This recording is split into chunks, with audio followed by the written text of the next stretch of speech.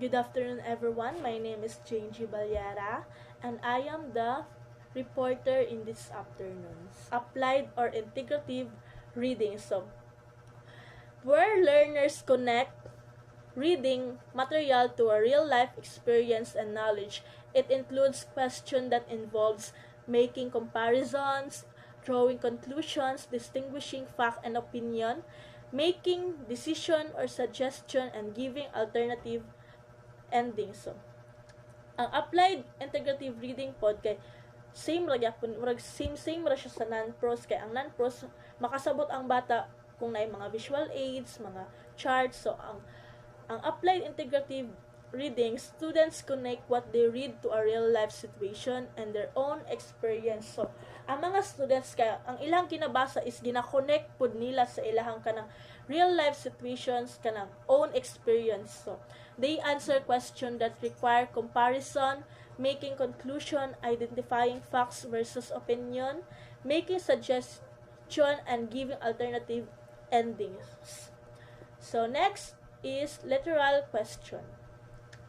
Literal question means a question that asks you to find and recall exact information directly stated in the text or material you read.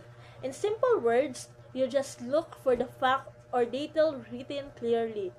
You don't need to guess or interpret, just copy or point out what is there. So, ang literal question is, this question asks for information directly stated in the text. You just find facts or details written clearly, no guessing or interpreting. So inferential question. So, inferring meaning from context. Example, describing a place as an orchid means it is beautiful or blooming. So, ang inferential question is, this question require you to read between the lines. You use clues from the text to understand deeper meaning.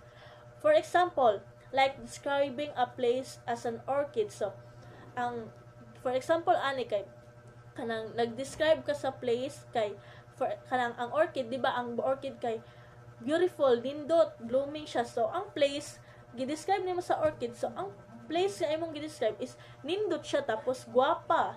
Mao na siya ang inferential questions.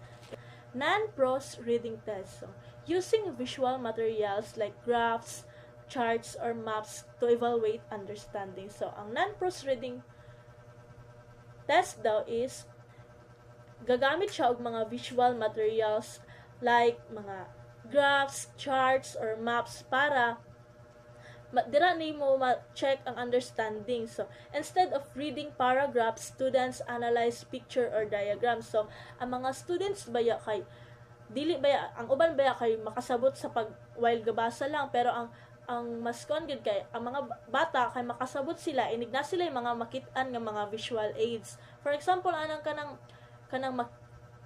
real life nga mga example nga mga naagian ninyo. So, kibali ang mga bata na moingon sila nga, ay ma'am, kana nakaagi na ko ana ma'am. So, mao na siya ang non-prose reading test.